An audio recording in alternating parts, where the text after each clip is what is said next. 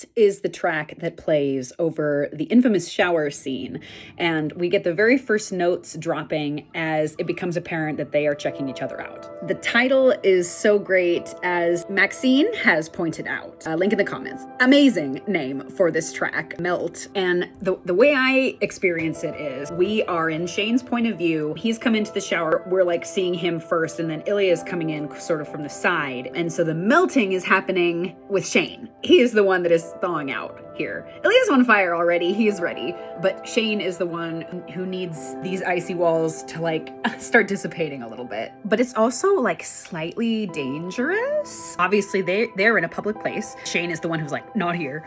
I promise this is relevant to what I'm about to talk about. Unlike some of the other videos that I've done on the OST, I want to note how the soundtrack references some of the sounds that millennials will be very familiar with and why that is super effective. A couple of tracks on the OST that have that very synth dense, I've referenced this before, the density of the background and how it makes the atmosphere sound very complex, almost like a video game soundtrack, where what you're getting is not only the music that the composer has done, but the kind of soundscape of the atmosphere that we're in. The biggest thing I want to reference here is specifically an Ocarina of Time, Legend of Zelda, 1998, best game of all time. No, I will not be taking arguments at this time. The ice cavern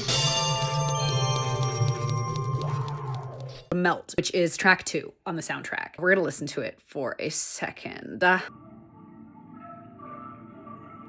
You're getting the kind of drip sound from these high notes coming in. You're getting this kind of like vibrational, almost like, doesn't it feel cold? The track is called Melt, obviously. So we're talking about ice here. We're talking about the behavior of ice. We're talking about Shane and Ilya's walls thawing, over the course of time, melting in the presence of this soul fire. It's really cool to me. I don't know if Peter is a Zelda fan by any means, but me as a millennial who grew up listening to these type of video game soundtracks, the ice cavern in Ocarina of Time is not the only ice level in any video game that has this kind of sound, of course. That is just the one I am most familiar with. But those of us that have this language of video game soundtracks will be very accustomed to these noises being used in conjunction with an icy kind of atmosphere. Okay, holy crap. I am inserting this portion way after the fact, but I'm editing the video now and I am listening to episode 2 with headphones on because that is my next project, is like catching all the little things within the soundscape that are so hard to hear unless you've got that really intense like noise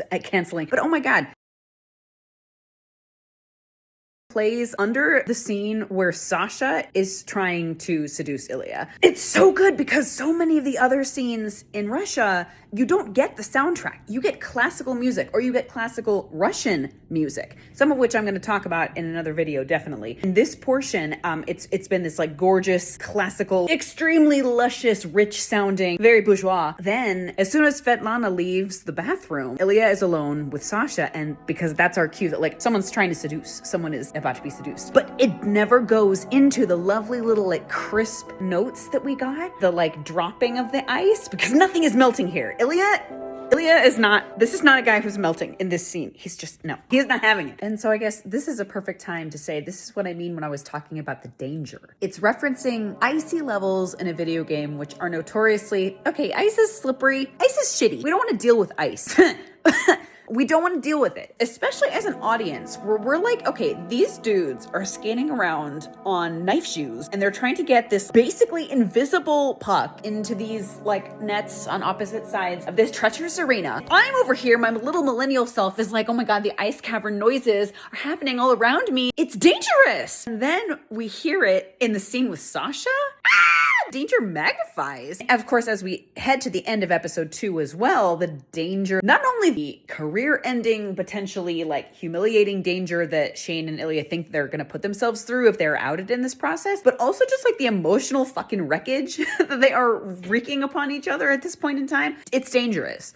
And so to have it referenced again here, when Ilya has just rejected Shane's attempts to like get back in touch, to have the theme, that musical theme, referencing noticing these video game levels of like treacherous, icy, slippery shit. Everyone's just falling on their face. It's terrible. I can't. And so I just think that is really effective, especially as one of these soundscape kind of pieces in the soundtrack. Again, that you're not even really noticing on a conscious level. Again, because we all demanded the soundtrack, we are noticing it now. We are bringing these elements to the light for analysis. It's just, again, it's good. It's just good shit, okay?